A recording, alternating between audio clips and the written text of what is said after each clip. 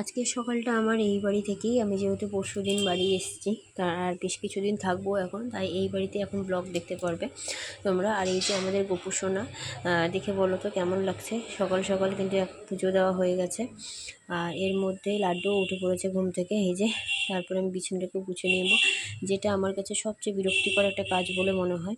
আমি এদিকে বিছানা গুছাচ্ছি আর লাড্ডু এদিকে ব্রাশ করছে। এই দেখো, ও তো দিদির বাড়িতে আসলে একটা মনে লেজ গজিয়ে যায়, ও সেটা ছোটোবেলায় মনে হয় আমাদেরও হতো।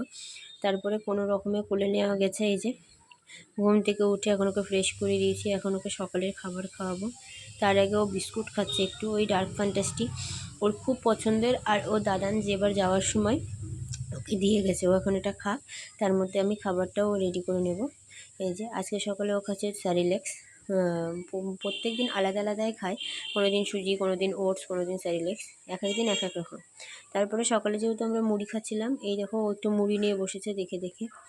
আর এখন ওকে স্নান করে ফ্রেশ করে দিয়েছি, এখনও খেলছে। এই বারান্দাটাতে প্রচুর রোদ পড়ে, এই যে রোদে খেলছে। আর আমি যাচ্ছি ওর বাবার কাছে দোকানে খাবার দিতে, সেটাই ফোন করে করে এখন বলছে। দেখো বাইরে যাচ্ছি শুনে আমার কাছে আবদার, চকলেট, বিস্কুট, কত কিছু আনতে হবে। এটাই ও, আমি যখনই বাইরে যাই আমরা তখনই ও কিন্তু আবদার করে।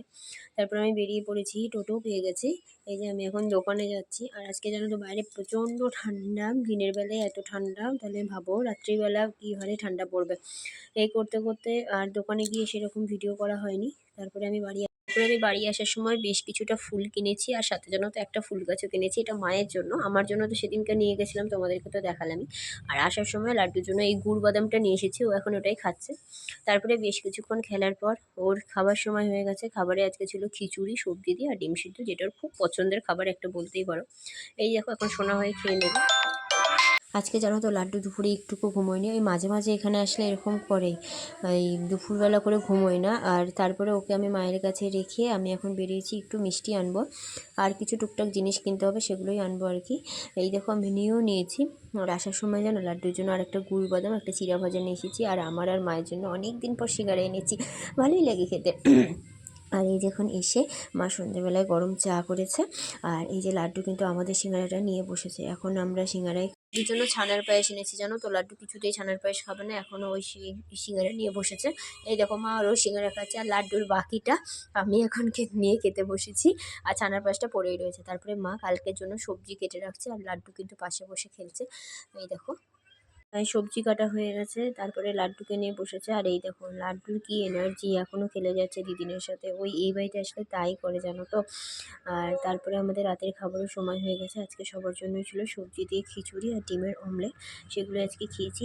আর শীতের রাতে এরকম খিচুড়ি আর ডিম ভাজা খেতে কার কার ভালো লাগে অবশ্যই কিন্তু কমেন্ট করে জানাবে।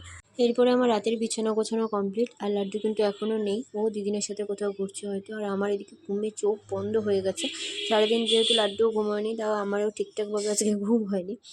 এই দেখো অনেক কষ্টে ওকে ঘুম পাড়ানো গেছে। আর এইবারই ব্লগগুলো দেখতে হয়তো গাড়ির আওয়াজ একটু অ্যাডজাস্ট করে নিও, আসলে সারাদিন একবারই সামনে দিয়ে গাড়ি চলো তো, ওই জন্যই আর কি। আর আমাদের এই ছোট ছোট মিনি ব্লগগুলো কেমন লাগছে তা অবশ্যই জানিও কিন্তু।